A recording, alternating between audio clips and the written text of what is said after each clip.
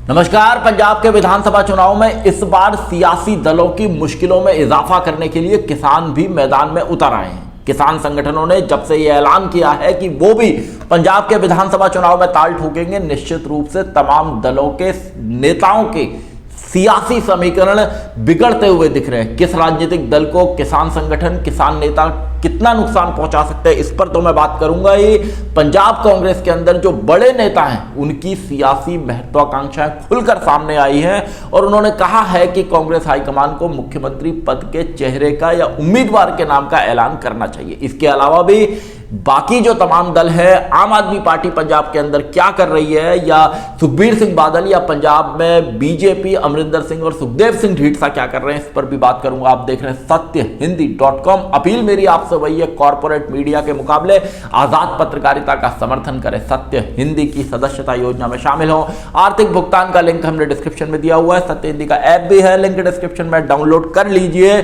किसान नेता गुरनाम सिंह चड़ूनी जो हरियाणा से आते हैं और अपने कृषि कानूनों के दौरान अपने धारदार भाषणों से बेहद चर्चित रहे सोशल मीडिया पर, उन्होंने जब से ऐलान किया कि किसान संगठन पंजाब के विधानसभा चुनाव में उतरेंगे, उन्होंने अपनी पार्टी बनाई जिसका नाम रखा संयुक्त संघर्ष पार्टी। इसके अलावा जो पंजाब की 32 जत्थेबंदियां थी, उसमें से 22 जत्थेबंदियों ने इस बात का ऐलान किया कि वो भी पंजाब का चुनाव लड़ेंगे। उन्होंने बलबीर सिंह राजेवाल को अपने मुख्यमंत्री पद के चेहरे के उम्मीदवार के तौर पर पेश किया। और अब जो बड़ी खबर है वो ये है कि गुरनाम सिंह चड़ूनी और बलबीर सिंह राजेवाल साथ आ सकते हैं, और अगर निश्चित रूप से साथ आए तो ये तमाम दूसरे सियासी दलों की मुश्किलों में इजाफा करने का काम करेंगे, क्योंकि पंजाब के अंदर सिख जाट जो किसानी वोट बैंक है वो एक ताकतवर वोट बैंक है। और जब कृषि कानूनों के खिलाफ दिल्ली के बॉर्डर्स पर आंदोलन हुआ तो किसानों ने अपनी ताकत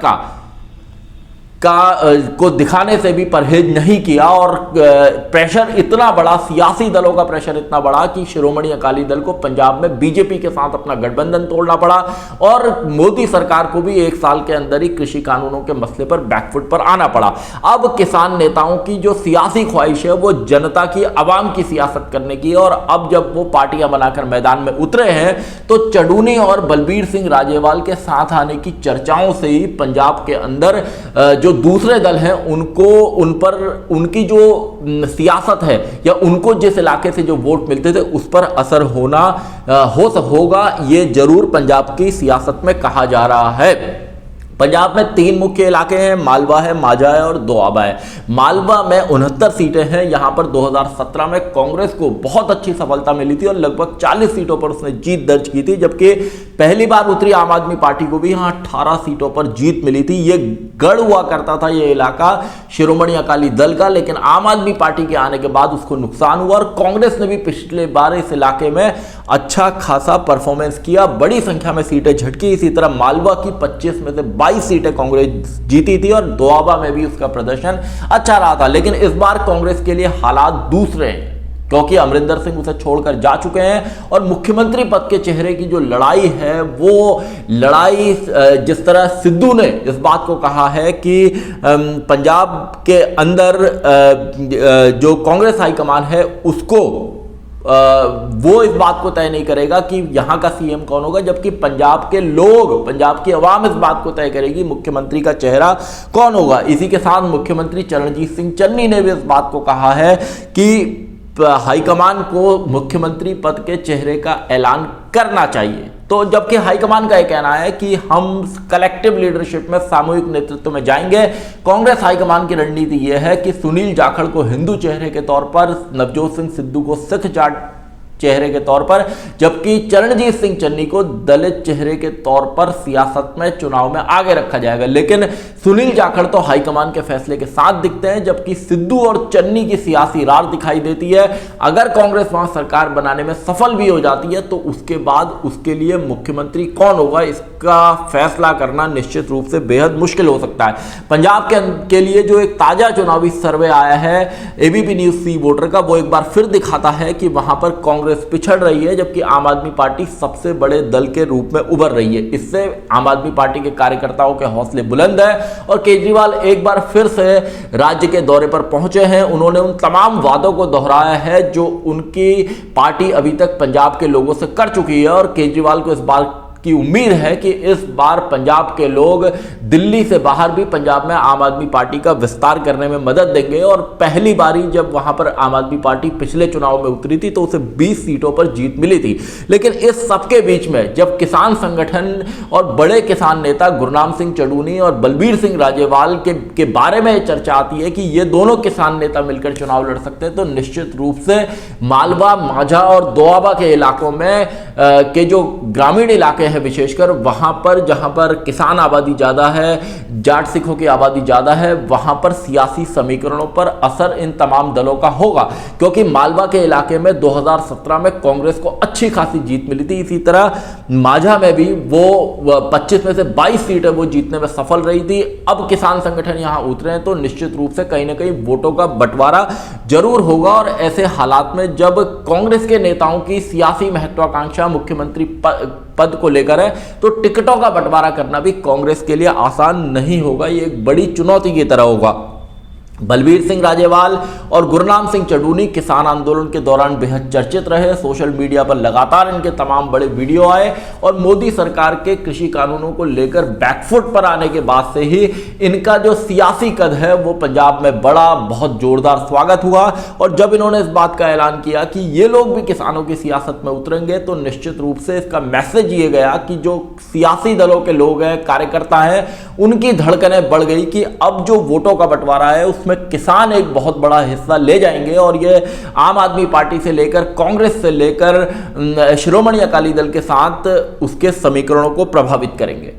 पंजाब में बीजेपी अमरिंदर सिंह और सुखदेव सिंह ढींढसा के बीच में जल्द ही सीटों के बंटवारे का ऐलान होगा। बीजेपी शहरी इलाकों में ज्यादा चुनाव लड़ेगी, जबकि अमरिंदर सिंह के कार्यकर्ता, उनके जो उम्मीदवार होंगे पार्टी के, वो शहरी और ग्रामीण इलाकों में, और सुखदेव सिंह ढींढसा के जो कार्यकर्ता हैं वो ज्यादातर ग्रामीण इलाकों में भी उन्हें कुछ सीटें मिलेंगी। प्रधानमंत्री के काफिले में जो सुरक्षा में चूक का मामला था उसके बाद पंजाब की सियासत एक बार फिर से गर्म हुई है और तमाम तरह की बातें इसको लेकर कही जा रही हैं।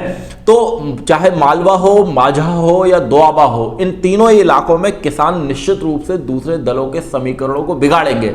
मालवा का जो इलाका है वो कभी शिरोमणि अकाली दल का गढ़ हुआ करता था, लेकिन 2017 के चुनाव में उसे यहाँ जबरदस्त सेटबैक, बहुत बुरी हार मिली थी और उसका प्रदर्शन खराब रहा था। सुखबीर सिंह बादल के लिए भी ये चुनाव उनके सियासी वजूद का चुनाव है और उनका जो सुखबीर सिंह बादल की पूरी सियासत है उस सियासत में अभी तक शिरोमणि अकाली दल को, क्योंकि बीजेपी का भी साथ मिलता था, तो वहां पर शिरोमणि अकाली दल ने, बीजेपी ने 10 साल सरकार चलाई, लेकिन कृषि कानूनों पर ये लोग अलग हुए और इस बार शिरोमणि अकाली दल को बीएसपी का साथ मिला है। और देखना होगा कि पंजाब में दलित समाज, जिसकी आबादी अच्छी खासी 32 से 35% तक कही जाती है, वो क्या सुखबीर सिंह बादल के साथ आता है। और अगर वो साथ आता है और जाट सिखों का एक बड़ा तबका सुखबीर बादल के साथ फिर से लौटता है तो निश्चित रूप से शिरोमणि अकाली दल बीएसपी गठबंधन भी वहां पर ठीक ठाक असर कर सकता है। जबकि जो बड़ी लड़ाई है, जो राजनीतिक विश्लेषक या सर्वे है, वो ये कह रहे हैं कि कांग्रेस और आम आदमी पार्टी के बीच में जोरदार लड़ाई होगी। लेकिन सुखबीर बादल के लिए भी ये चुनाव उनके सियासी वजूद का सबसे बड़ा सवाल है। तो ऐसे में जब किसान बहुत ताकत से चुनाव मैदान में उतर रहे हैं तो तमाम राजनीतिक दलों की निश्चित रूप से चिंता यही है कि उनके जो वोट हैं उनको खाने का काम किसान करेंगे और इससे उनके जो उम्मीदवार हैं उनको बहुत बड़ा उन पर असर पड़ सकता है।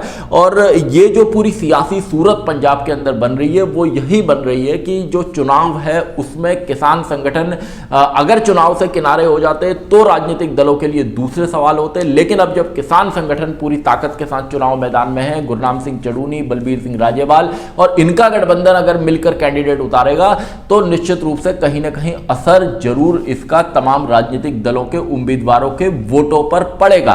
तो आने वाले और दिनों में पंजाब में जो सियासी तस्वीर है वो और साफ होगी कि आम आदमी पार्टी और जोर लगाएगी। जैसे केजरीवाल फिर से पंजाब के दौरे पर पहुंचे, उन्होंने उन तमाम वादों को दोहराया जो इससे पहले भी वो पंजाब की जनता से कर चुके हैं। तो आम आदमी पार्टी की अपनी उम्मीदें हैं, जबकि कांग्रेस को अपने इस किले को किसी भी कीमत पे बचाना है। लेकिन उसके नेताओं की सियासी महत्वाकांक्षाएं भी जग जाहिर है। देखना होगा कि आने वाले दिनों में शिरोमणि अकाली दल बीएसपी गठबंधन हो या बीजेपी अमरिंदर सिंह सुखदेव सिंह ढींढसा का गठबंधन हो, आम आदमी पार्टी हो, यहाँ किसान हो और या कांग्रेस हो, ये कैसे चुनाव को और ताकतवर ढंग से लड़ते हैं, क्योंकि आने वाले कुछ दिनों में डिजिटली प्रचार ज़्यादा होगा और चुनावी रैलियों की इजाज़त कम होगी, टिकटों के उम्मीदवारों का ऐलान होगा, बगावत भी होगी।